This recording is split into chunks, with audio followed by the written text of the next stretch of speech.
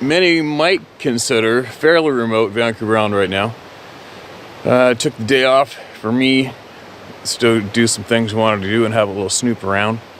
Find out the access roads, have a look at the hills, and get back in the timber here. And I don't know if anybody remembers, but a while back I shared a story that my mother shared with me after they flew into a lake called Mint Lake, and it was fly-in access only back then. And I remember I shared with everybody that I was there when I was like that big, and I vividly recall being I just was shitting myself, nervous, anxiety, to go from the front of that old cabin down the steep gravel bank to the edge of the lake to cast for trout, which was probably only 20 meters. And I remember looking over my shoulder nonstop. I'll never forget it. Never told anybody, because why would you, right? But then when my mother told me about the time they flew in as two couples, my dad, my mom, and the owner of the float plane and his wife, and my dad and the other fellow took off in an aluminum boat down the lake to go work on an A-frame cabin they had found where a tree had fallen through the roof.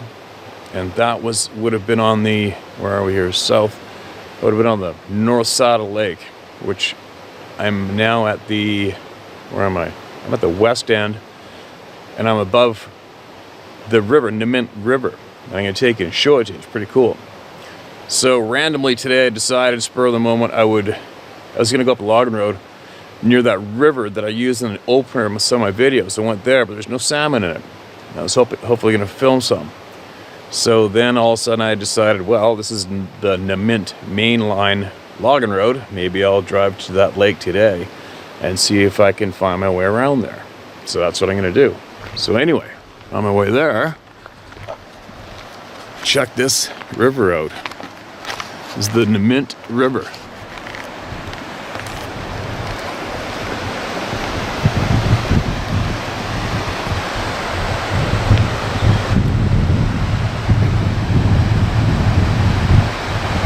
Look at that fresh water.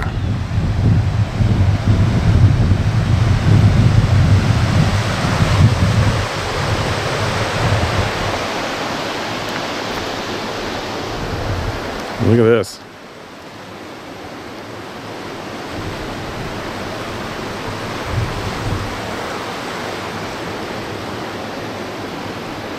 How's that for a swimming hole?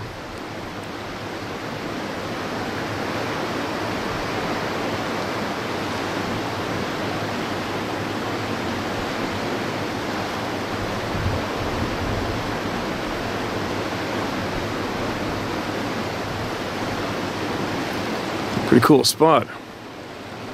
I've never been here before ever. So, I'm going to carry on.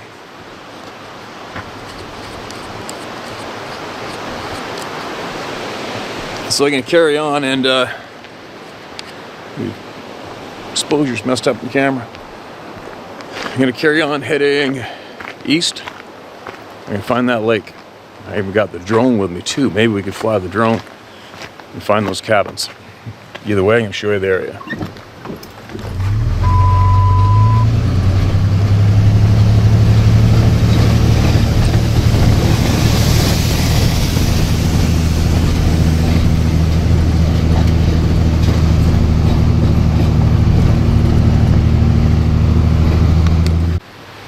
Well, looks like there's a provincial campground here now. Look at the size of these trees, man.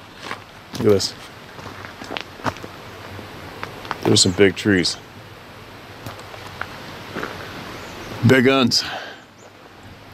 This will be my first time putting my eyes on this lake since I was a boy. Let's go check it out. Let's see what we can see. Nobody's here. It's a beauty chunk of firewood right there. Wouldn't mind cutting into that and bringing that home. All right.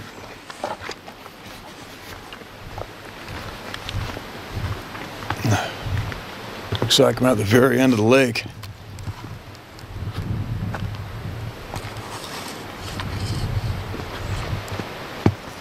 No footprints in the mud, no tire prints in the dirt.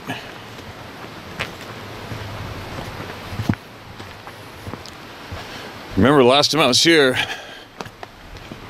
This was absolutely inaccessible except by a float plane, and had never been logged, no roads, no nothing.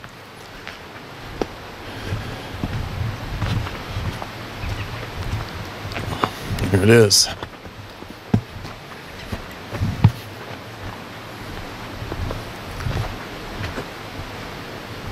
Huh.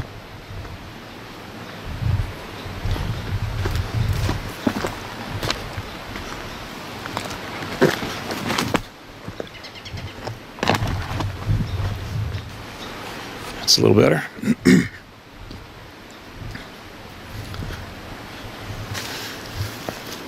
And there it is. Crazy.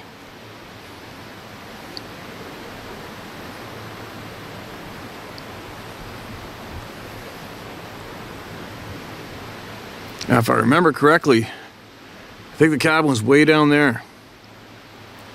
Right along that edge. Right there. The base of that mountain. So the road I'm on continues down the whole length. So maybe, maybe if I drive down farther, I'll possibly be a chunk where you can have a view, and maybe I'll throw the drone over there and see if I can find the cabin against that edge of that lake. But this is it. This is where my mom heard that thing go stomping between the cabin and the side of the mountain, which is steep. You see up there? That's where she heard it, behind the cabin, wherever the cabin is, way back there. You see how steep that is down to the lake. And she was terrified when she shared what happened. So,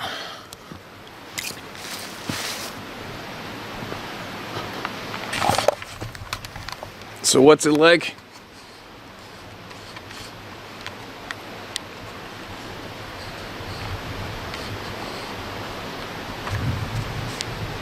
So what's it like being here for the first time after all? It's kind of weird. It's kind of a little surreal.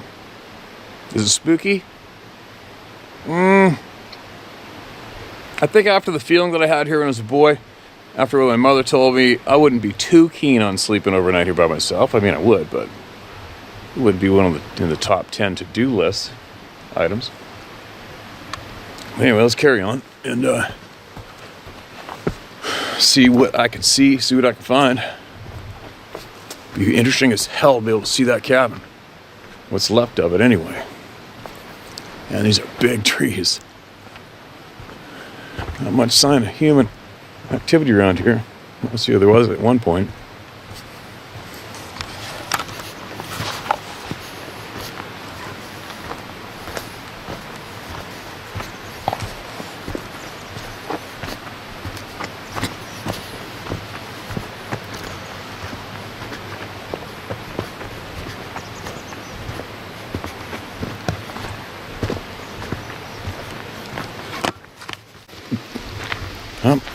Here's a spot farther down the lake. Somebody's made some kind of a hole here to have a peek.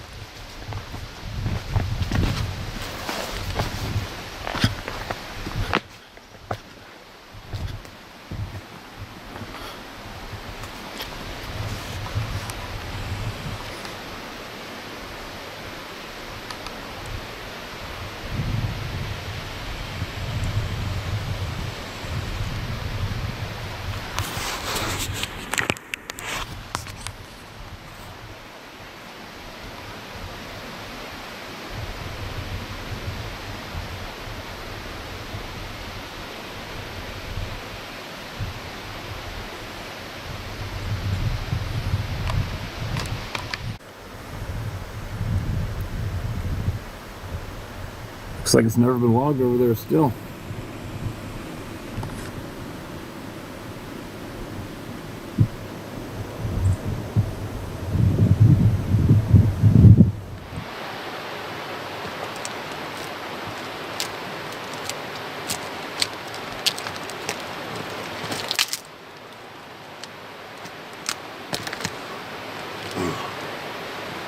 Bit of a view there.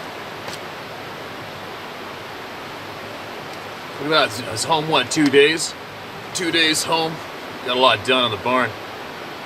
and I just had to go out for a little bushwhack and explore. So it's kind of weird for me to not be absolutely familiar with every single road or every single access, every hill, every game trail like I normally am. Had the last 15, 18 years where I was previously living, but I went up an access road. I went to that river that I filmed last year, which is I used as that opener for the videos numerous times. You can see the salmon in it, and there isn't one fish in there right now. Unfortunately, I was hoping to film some fish to see what's in there, and then I looked on the map and I decided I saw that the road that I was on was actually called the Namint Main Line. I'm like, the hell that I'm going for it. I'm going to see if I can make my way out to that remote lake. The lake that I was at when I was a little boy. And I made it. And I'm going to start sharing some emails right now. While I do, I'll show you the drone footage I took of that lake. And picture what it must have been like when I was a little boy, when I was 8 years old, flying and landing on that lake. And there wasn't one logging cut, there wasn't one road, there was absolutely nothing but mature timber all the way down to both sides of that lake. And I will never forget the feeling I had when I was there. Absolute just, and I don't know why. But more importantly, when my mother told me about, and I'll refresh you guys again. When my mother told me when my dad and the other man left that cabin to go way down lake, across the lake to the north side of the lake, to go work on that other cabin they found, deserted cabin they found, and her and the other man's wife were in the cabin. And this is exactly the tone and how she said it. She said, something huge walked in between the cabin and the mountain, the back of the cabin, walked right by the back of the cabin. We were in there. It shook the ground. It was so loud. It was absolutely huge. We were terrified. And I'll never forget her telling me that, ever. And that today is the first time I've been back to that lake. Brought back the feeling. I definitely felt apprehension being there alone. No spare in the truck. Wasn't even prepared. I had the inReach on. I did turn the inReach on and told Sarah that I had it on. But I want to bring the Zodiac back there soon. Find somebody who wants to go with me, and small outboard. And I want to go down that lake and I want to find that cabin. I know it's tucked back in the trees, so I'm definitely going to go back there and check it out. In the meantime, let's get some email shares out here, alright? Everybody needs to be heard, everybody's going to be heard, and the truth is being heard. Here we go. Maybe it wasn't a bear after all. Encounter in the 5th grade. Steve 11 channel. My name is Lori. I'm 71 years old. I have a master's degree in medical science. But more importantly, I've learned something very important about my life. Something that happened to me that I haven't understood until now. I was raised in Northern California. When I was about 11 or 12, I don't remember for sure. Just remember that it was in the 5th grade when I had this encounter. My dad is a scientist, worked for IBM, and they stationed him in upstate New York. We lived there for 10 months. It was a wonderful experience overall. I wish that I could tell you exactly where, but both my parents, as well as my brother, are deceased, so I have no one to ask. Sorry for making this long, just setting up the backstory. My parents thought it would be fun to live out in the country, as we were city kids. We rented this cool little cabin out in the mountains, not in the Adirondacks, but the Catskills. When we went to school, we had to walk almost a mile to where the bus picked us up. That's right, I grew up in a time when a family had only one car, and you did have to walk a ways to and from the bus. No, not 5 miles and 6 feet of snow barefoot, just the regular walking to the bus. Okay, here it goes. I haven't told anyone the new perception of a life-changing experience that I had that changed my life forever. You're the first. And thank you very much for that, and we all can't wait to hear what you have to share. My brother wasn't feeling well, so he had stayed home. I'm glad he did, so we didn't have to carry this experience with him. Between the bus and our cabin was a section of very dense forest. I always got a little creeped out walking through there, but nothing bad ever happened, so I assumed that it was just because I wasn't used to being in the woods like that. I eventually loved the walk home. Anyway, one afternoon when I got about halfway through this section of forest, I got this horrible feeling like I was being followed. It became dead quiet, which was very unusual. And then it happened. There was a loud bang, or a sound of a tree falling. Following this was this very deep growl and scream, or maybe both. It was so loud, it made my entire body vibrate, like my brain was vibrating in my skull. Steve, I'm really telling you the truth. I felt complete horror. I've never felt this feeling again in my life. I just started saying under my breath, "I won't hurt you, please don't hurt me." I repeated this over and over in my head as I took baby steps towards home. When I got out of the forest, I ran as hard as I could.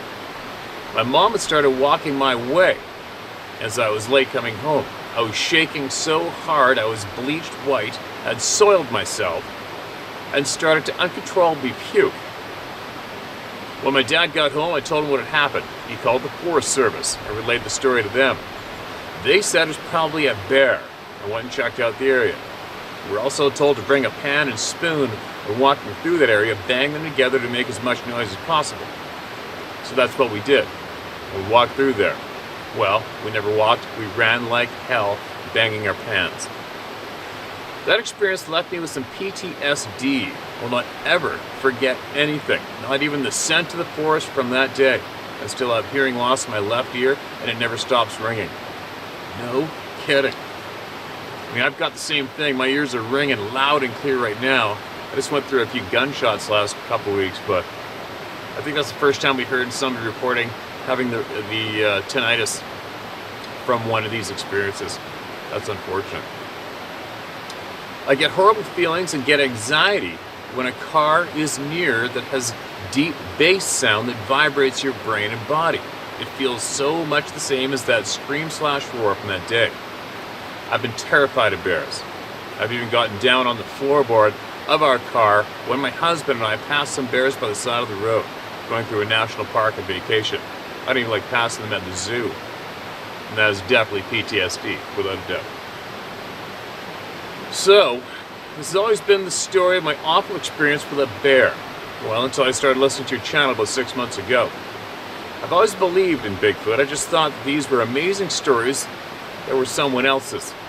Finally, about a month ago, I started realizing that so many of these individuals had experienced a lot of the same things myself. Light bulbs start flashing. And Steve, I believe what I encountered was not a bear at all, but one of these mystical, terrifying creatures. Let's just say, if that is what it is, I never want to have another experience like it again. Steve, thanks for this channel, for letting me share. Thanks to all of you who have been strong enough to share your experiences. I think that I could start to resolve some of this crazy trauma that sits in the back of my consciousness. I have such a different perspective, one that finally makes sense, about that day when I was in the 5th grade. P.S. If anyone has had an experience like this in the Catskills in New York around 1961, could you please respond? Wow. Well, Lori, I can't say I'm happy that you had that experience. I'm definitely, I can feel your relief that you found this channel and found all these people through me that have had the same unfortunate experience in life, right? And that, you're right, that is a shitty thing to carry and pack around all these years with nowhere to share, and nowhere to find out the truths, right? I'm glad you found us here. You've been a member of the Club of No Return for some time now, right?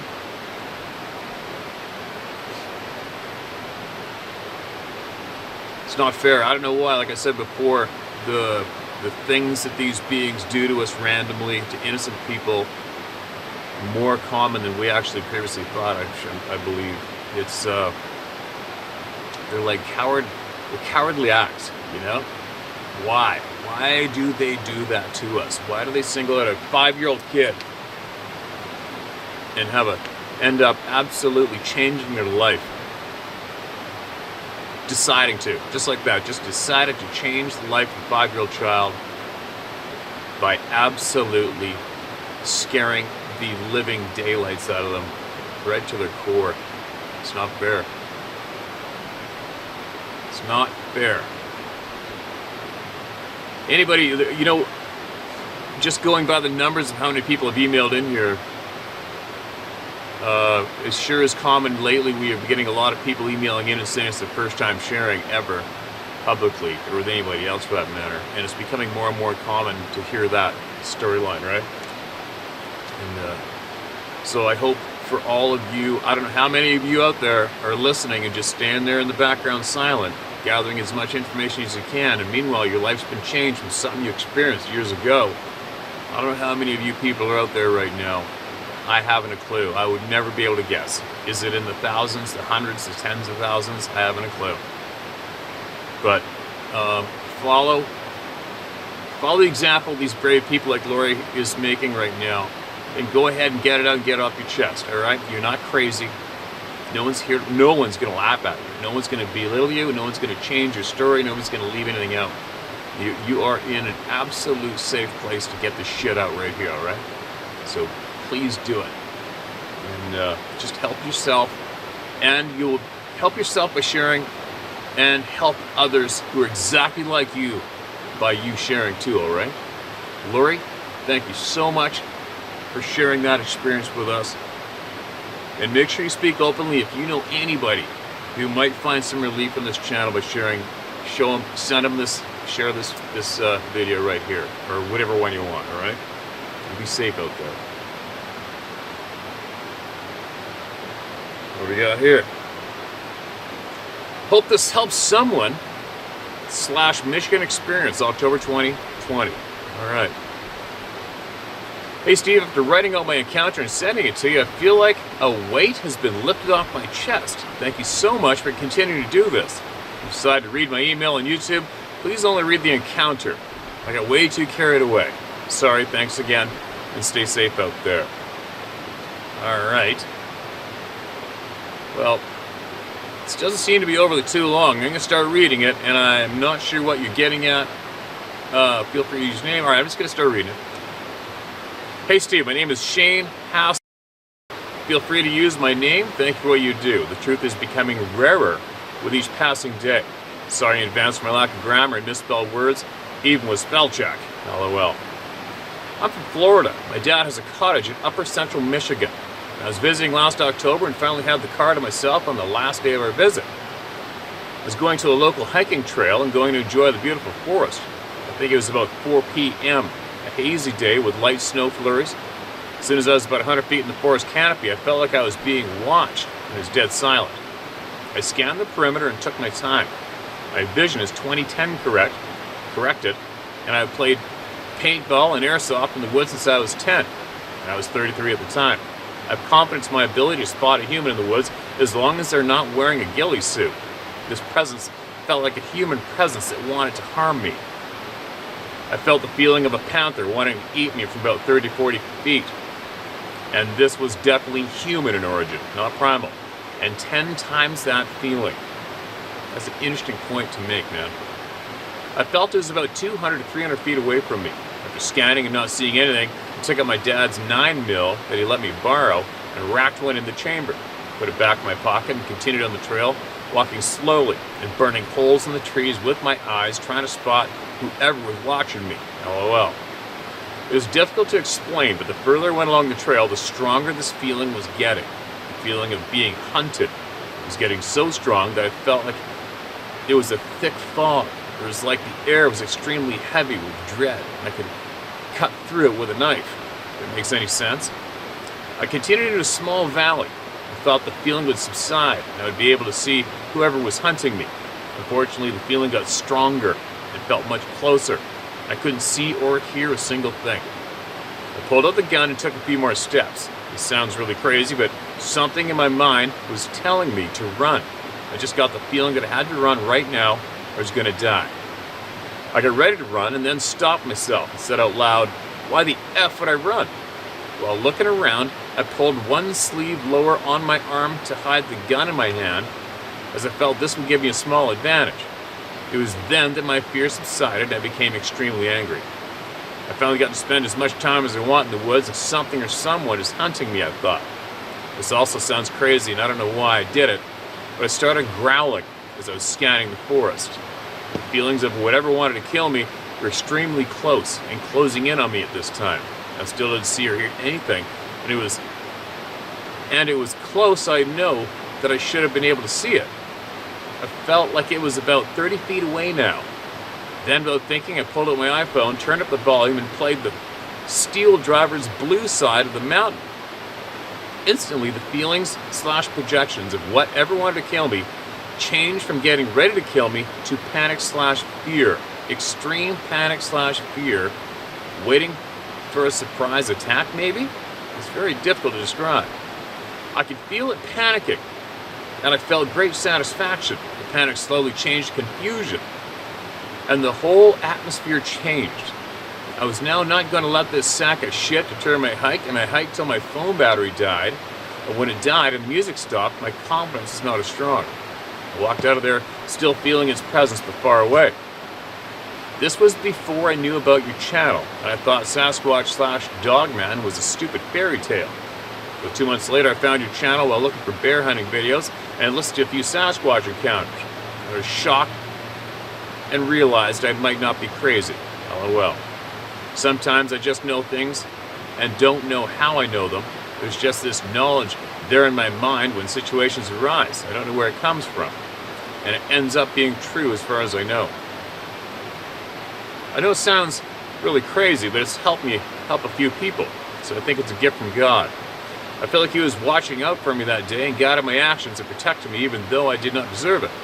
I'm not sure if I was being hunted or I just messed with by one of these monsters. I hope this could help someone. If they find themselves feeling like they need to run, do not run. Think about things that make you angry. Adrenaline is a resource, and you can control it through breathing. Use your instincts and all your resources when and how you feel they would be most effective. Also not sure if this would help people, but I feel compelled to share this.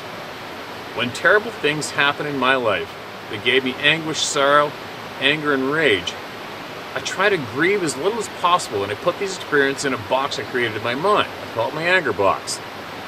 I save these terrible feelings and memories there for a time when I use them as fuel for adrenaline. And I will hopefully use that adrenaline to help someone in a time of need, hopefully turning a negative experience into a positive one. I think this is an excellent way to honor the memory of one who has passed, who you love. Maybe this will help someone out there. We are currently in the beginning of sorrows, the beginnings of the book of Revelations in the Bible. These are the last of the good times before things get really bad. Cherish every meal, smile, and every bit of laughter as much as you can these days. I hope all truth seekers find the most important truth, the only one that really truly matters, that Jesus Christ is King of Kings and Lord of Lords. He has true power and strength beyond our comprehension. Thanks, Steve, and everyone for sharing. Thank you for sharing that experience and those words of wisdom.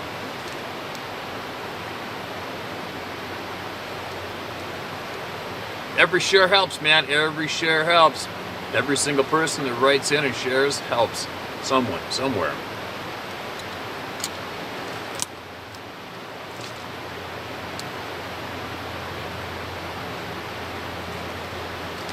With the view. I went way up this deactivated road and I couldn't turn around, so I just kept going. I came out in this little tiny, logged out cutout.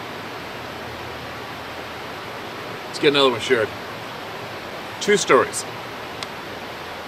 I did try to tell you this before, but I think I was on the wrong channel.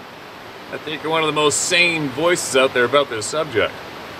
It's actually not a hard thing to be, is it? Alright, sorry, I'm going to get on this. The setting, about 40 years ago, a cabin in the woods somewhere east of Stockton, California. 6 adults and 1 kid about 6. One night, 4 of us went down the road in single file. We were armed to the teeth, rifles and handguns. Basically, we were like an army patrol. Our point man was a vet. Anyway, about the time we get to the bottom of the road, I heard something in the bushes. I pointed in that direction, and the guy behind me, he came up and asked, "What's going on?" I told him there was something in the bushes.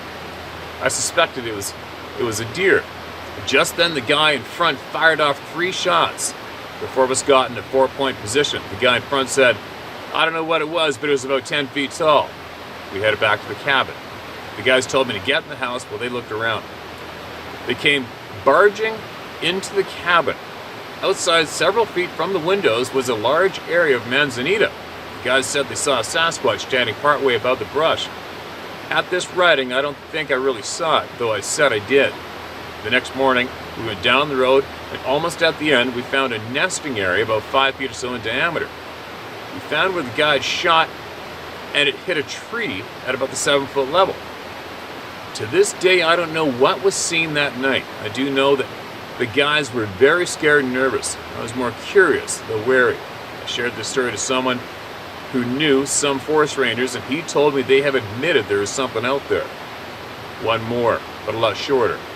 One day I tried to see if I could find the cabin. I was driving along with my dog, and all at once I got a very strong feeling that said, "Leave now." I didn't hesitate, turned around, and headed out of there. As luck would have it, my dog needed to do her thing, so I stopped to let her. She took forever, it seemed. I was extremely uncomfortable, and what I sensed there was a rifle trained on me. I couldn't get out of there fast enough. Please don't share my name.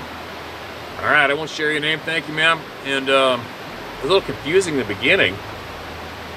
6 adults and 1 kid about 6. One night, 4 of us went down the road, single file. We were armed to the teeth, rifles and handguns. Why would you do that? I don't understand that part. It's like all of a sudden the family decides to get armed to the teeth and go single file down the road. I don't get it. Unless possibly, were you guys there intentionally seeking these things up, possibly, or something? I don't know. Interesting encounter, interesting experience. I'm not familiar with the area.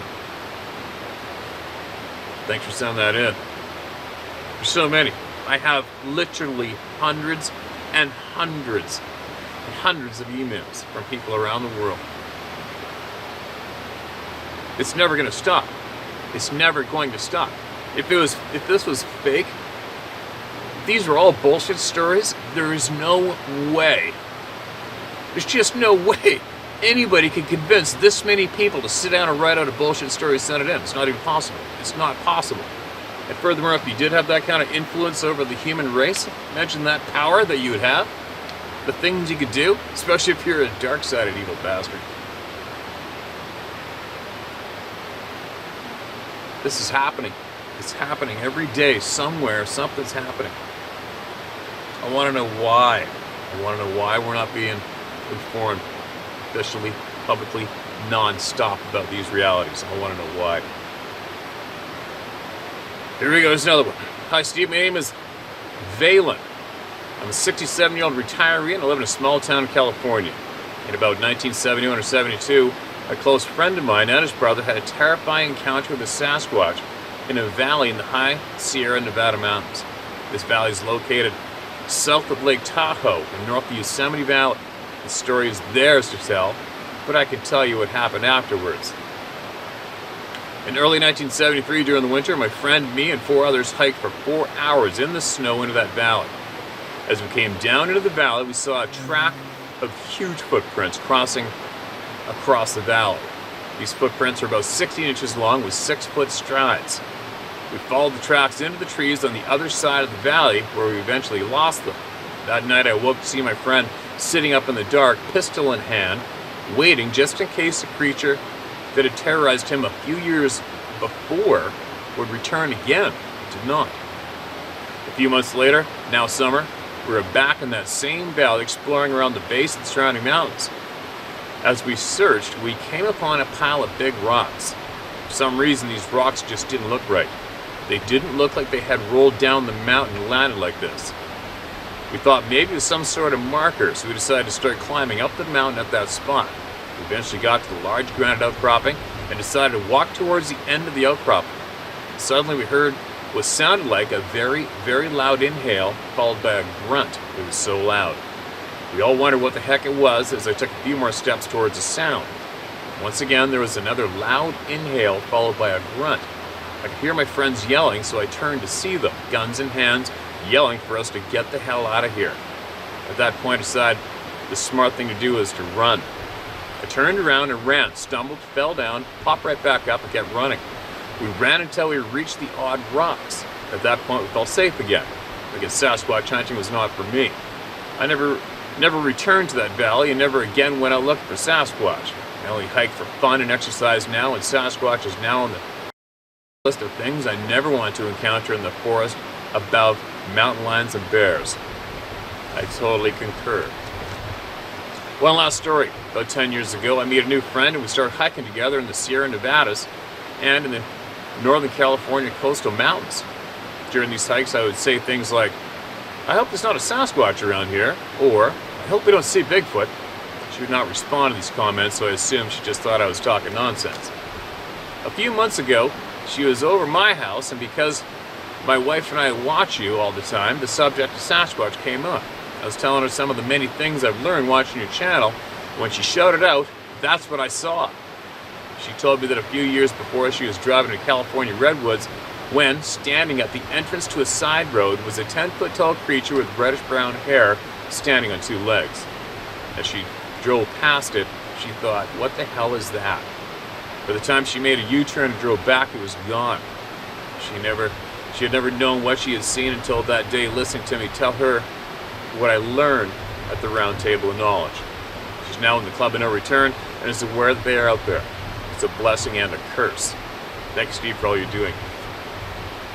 Valen, I think I read that. That sounds familiar. I either read that while I was camping alone and just read it for myself, or I already shared it. If I already shared it, I apologize to you guys.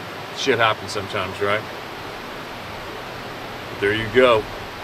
I mean, I mark all these as read, but sometimes people email me the same story numerous times, and I think I just copy it. Once I realize it's a story, I copy it, put it in the folder, and then it gets read twice, which is unfortunate, right? But there you go. Another mention that backs it up when I tell everybody, you know, like, people don't bring this topic up. They don't bring it up, ever. You have to look people in the eye, square up with them, look them in the eye, be honest, matter of fact tone. Be honest and respectful, and look people in the eye and you tell them what you know and what you saw. And if you're curious, if they had seen anything, you got to give them that confidence, man. You got to be a safe place to speak. Too many people, too many human beings are not a safe place for people to speak. I think that would really, really suck to be one of those people that make sure that they are not a safe place for people to speak when it comes to the truth about some topics that people just don't understand, don't want nothing to do with, or are too scared to talk about. You know, in the future, there's people out there that are listening, you're not saying anything, you might be one of those people that laugh and scoff out loud and belittle people and want them to shut up when it comes to this topic. Maybe if people bring that topic up to you, maybe you should tell people to possibly just say, "Hey, you know what, this topic makes me feel uncomfortable, I don't want to talk about it, I want nothing to do with it." Okay, fine, and then you don't pursue the topic, right? It's too easy.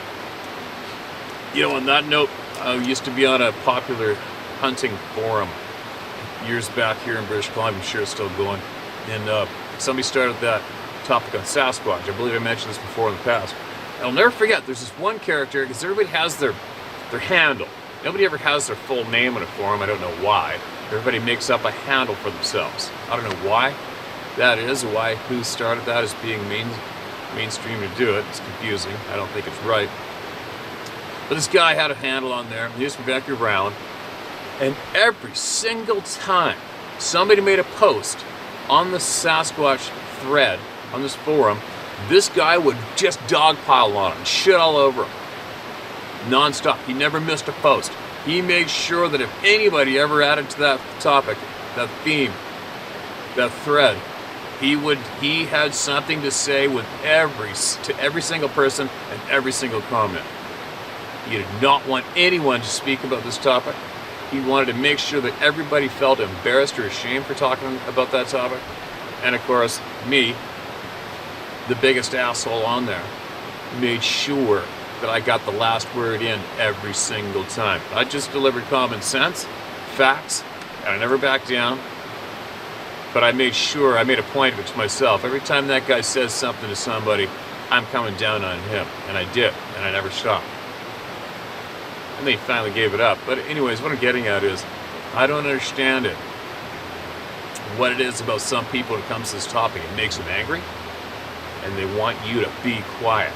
And if you won't be quiet, they'll try every single frickin' move they can, which includes belittling, berating, laughing at, pointing you out in front of some backup. When meanwhile, I am 100% convinced now it just scares the living shit out of them. Or they had something happen that they've put away and they don't want bringing to the surface. And they need everybody to shut up so their truth doesn't come to the surface.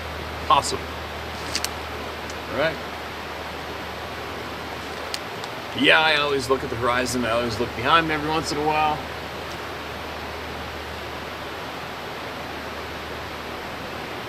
But I don't feel any anxiety or pressure here at all. It feels comfy.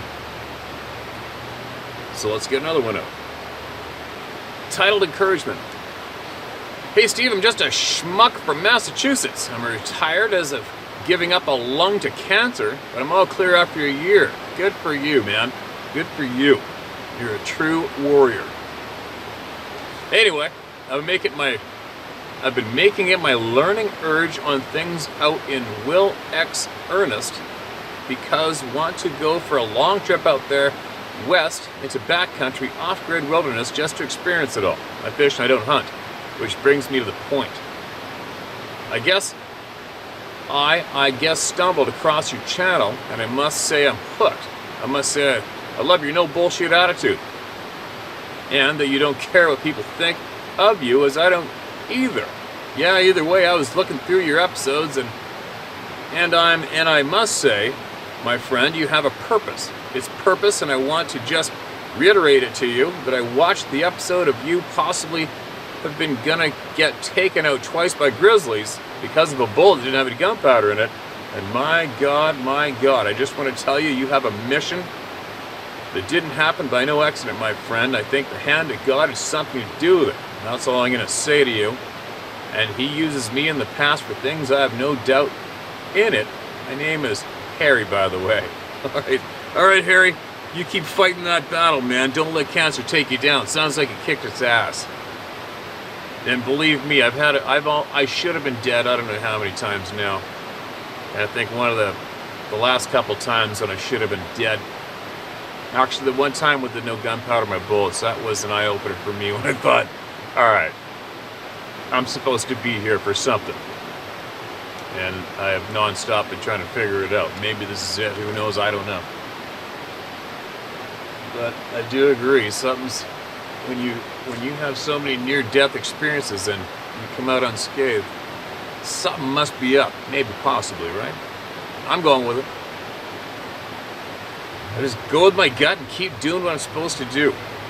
The gut always knows. One more.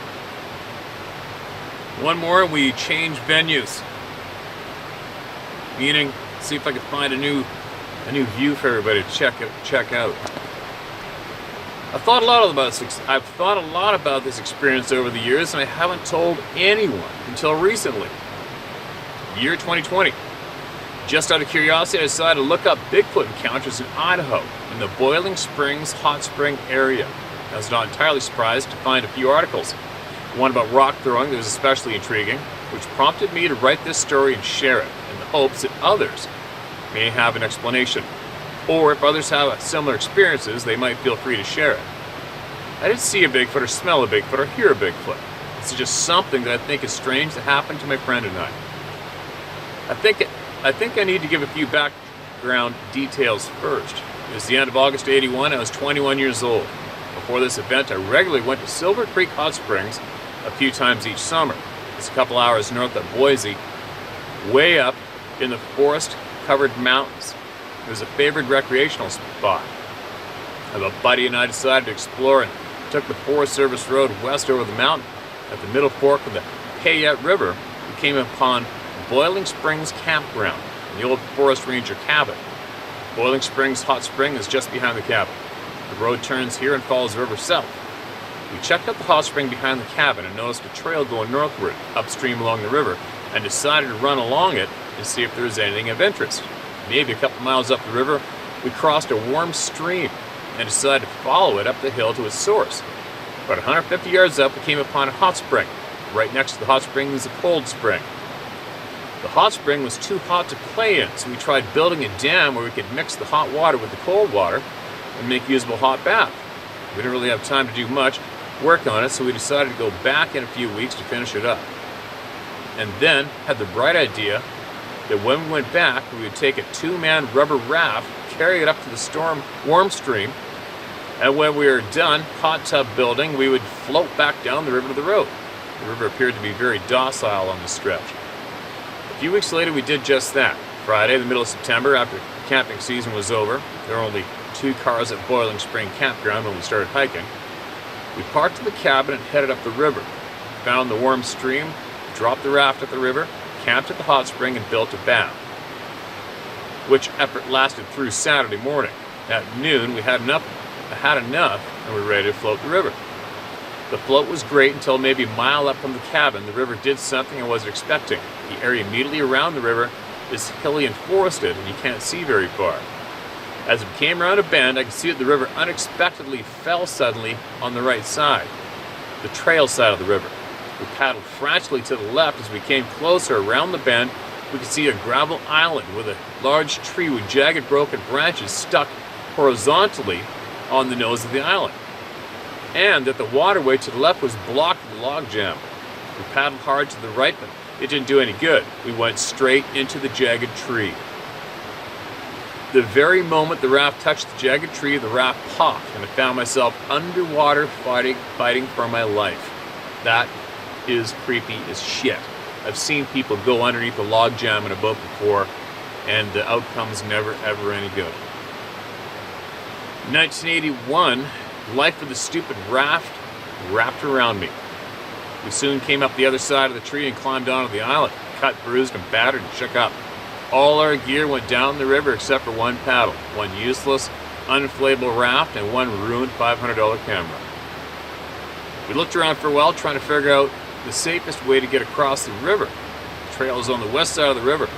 We were too afraid to cross where the island was, as the water was too swift, and in our battered, traumatized condition, we were afraid of the water in a way that we weren't just a few minutes before.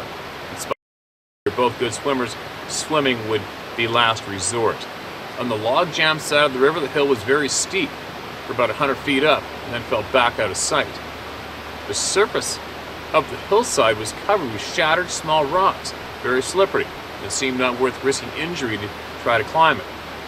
At the water line was exposed bedrock, up about 5 feet. Above that were scraggly bushes that remind me of huckleberry bushes. And about 50 feet up were a few pine trees. Climbing here was not safe at all. Looking down the river about 50 yards, the river widened and slowed. It looked like the only way out was to shimmy along the edge of the river. We would have to hang on to those skinny little bushes. We weren't comfortable with that either. We were freezing at this point, so we took up our clothes and put them on some willows to dry. And while waiting for them to dry, trying to decide what to do. It was about 2 p.m., clear and sunny. We were standing side by side on the island with our backs to the hill, log jam side, looking across the river back to the trail, which is a little over 100 yards away. It was a flat, sort of marshy area between the river and the trail. We were hoping to see someone that might be able to help, but didn't really know what anyone could do to help. Plus, we were naked, trying to warm up in the sun. I didn't want to be seen naked. We didn't really expect to see anyone. Up to this point, we hadn't seen any living thing for 2 days, except for a few deer that morning. We were standing for maybe half an hour, not talking, when at this moment, suddenly, and with no warning, there was a loud crashing sound directly behind me. We quickly turned just in time to see a large rock splash into the river about 15 feet away. The rock was rectangular, about a foot diameter, and I guess would weigh around 40 to 50 pounds. We were so startled. We were immediately perplexed because we didn't hear any noise before the crash that would have indicated that something is moving down the hill. I scanned the slope for any evidence of that rock sliding, rolling, and/or bounding. I looked for bushes springing back up or small rocks sliding that would have been dislodged, since almost the entire hillside was loose rock. At the top of the exposed bedrock, about 5 feet above the water, was a mark where I think the falling rock made contact. As I said, the hill was covered with a mass of shattered small rocks, and I saw none of them sliding from higher up the slope. I knew the rock had to be airborne because of the loud cracking sound and the large splash. which could not have happened if the rock was rolling or sliding. I looked up the slope into the trees and concluded that the rock must have come from there, but I couldn't see any cliff-like formation from where a rock could have fallen from. It only took a few seconds to conclude that someone had to be up in those trees and must have thrown this rock. At the same time, it didn't seem credible that anyone could have thrown this rock out from those trees. I figured it would have to be thrown about 40 feet horizontally to come from where the trees were. I've thrown a lot of rocks. I don't think I could have thrown that rock for more than 10 feet. The world record for 20-pound rock is just over 40 feet. The terrified look in my friend's eyes said it all. Where the hell did that rock come from, and how did it get there? After standing there uncomfortably naked for a few seconds, believing that someone must be up in the trees, I yelled out, "Who's up there?" There was no response. We listened intently for someone who might be hiding, to say something or giggle or whisper if there were more than one person or anything. We stared intently into the shadows of the trees for any movement and saw none. I thought, if someone is up there, there must be a trail. This hill's too steep to get around on without a trail. I looked intently all along the hillside, looked for evidence of a trail, and if there was a trail, we could get the hell out of there. I could see no trail. I yelled again, "Who's up there? We need help." Still no response, no sound of anything. I had all sorts of ideas running through my head. I imagined there being some muscle-bound giant hillbilly asshole or a giant biker dude who might be strong enough to throw that rock that far, trying to scare us. We stood there staring and listening for at least a half an hour. The sun was bright overhead and made the shadows a little difficult to see in, even as close as we were. I figured it was a game of chicken. They didn't want to reveal themselves while we were staring, and I didn't want to stop staring until I saw something move or make a sound. We strained with all of our attention, staring and listening. No movement, no sound, nothing. It seemed so highly impenetrable that anyone else would be right there on that hillside right at that moment. Whatever caused that rock to land directly behind me had us scared, as we just couldn't believe that this rock came down all on its own accord, and so close, and unnoticed before the loud crash. We had no intention of spending the night on that island. We finally concluded that to get out of there, we needed to shimmy along the river, which we did nervously, very slowly, and with much difficulty clinging to that skinny, craggy bushes. The whole time watching above for another random rock come flying down upon us, about 50 yards. Down the river, we nervously crossed it and got the hell out of there. Anyone reading this, logically, I think, that the most likely explanation is that my friend threw the rock without me noticing, and then played scared the rest of the day. We were standing side by side and turned together, and there's no way he could have tossed that large rock across the river. If anyone knows how rocks just fall out of the sky, I'd like to hear all about it. Alright, there you go. 40 to 50 pound boulders don't fly through the air, do they? You're not the only one to experience that, right? It's a detailed share, man. Detailed share. I'm glad you guys live. Most people don't live when they wipe out in rivers and go into log jams. The river never stops, right? I used to guide people on the river, fishing. People would always go wading out into some sketchy spots, and the waiters trying to get that cast from that spot. I always try to explain to them, if you screw up in a river, man, the river doesn't stop. That pressure does not stop. There's nothing you can do about it.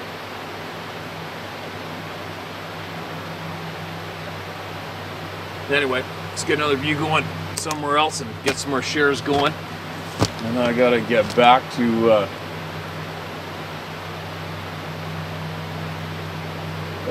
taking care of business.